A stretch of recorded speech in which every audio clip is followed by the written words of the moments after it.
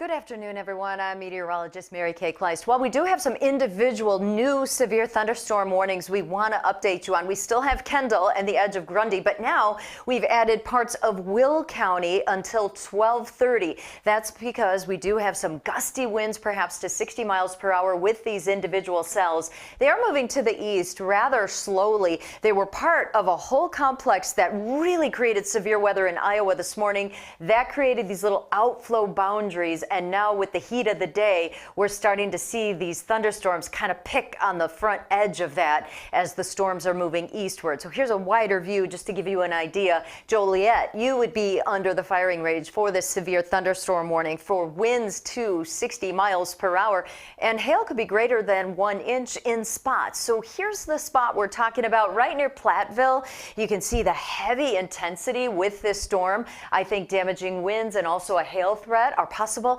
And maybe some heavy rain too and localized flooding because the forward speed is so incredibly slow, only at 20 miles per hour. When storms were firing in Iowa earlier, they were firing in a forward speed to 60 miles per hour. So this is a very slow mover for you to Plainfield and to Joliet. So here's the timing on it. Shorewood, you will see this storm move in at 11:48, then to Plainfield 11:49. Also Joliet Regional seeing that as well shortly after that at 11:52, and to Crest Hill at 12:01. Joliet itself planned for those gusty winds and small hail. Those winds could gust to 60 miles per hour with visibility dropping with this incredibly heavy rain that's going to be moving in with this slow moving system. So perhaps it holds together until 12:09 into Romeo. And we think it will because this particular severe thunderstorm warning is in effect until 12:30. So that's kind of our hot spot for the moment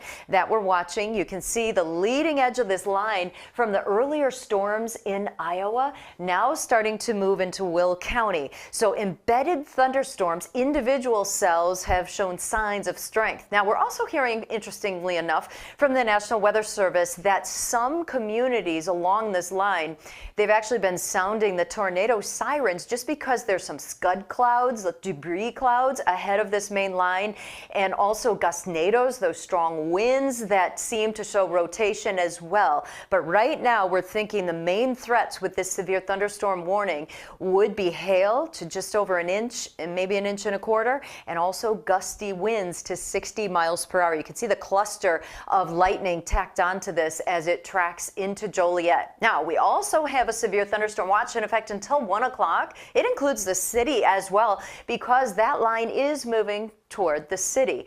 Now, it does not include Northwest Indiana, but this is coming from the Storm Prediction Center today. They have us under a risk of level 2. Notice they dropped off level 3 from our western areas just because that main squall line from Iowa now, that was weakening. But what it's doing is sending these little boundaries of instability, and our heat of the day is kind of picking up on that. And we have enough instability around to kind of create these embedded stronger cells. And we can't rule out an isolated tornado either. In fact, the Storm Prediction Center, when evaluating the atmosphere around our region, well, the green areas, that's probably a 2% chance of tornadic activity, but it goes up to 5% for us here in the immediate Chicago area, and especially as you start going west and get closer to that I-39 corridor. So damaging winds look to be the greatest threat for us this afternoon.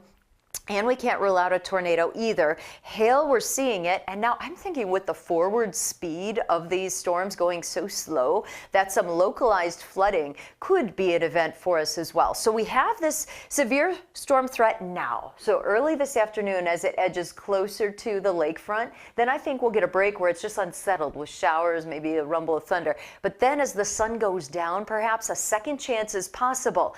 And again, some of those could be severe. I think what it plays, it depends on the atmosphere's recovery from this daytime activity. If we hang on to clouds and maybe light showers, then that could keep stable air in place and kind of put a lid on the storms for later on. Now, however, if this line now clears quickly and we start to get a little sunshine and the temperature jumps into the middle 80s, that would spark those storms to be even stronger later this evening. That's why we're under a weather alert today.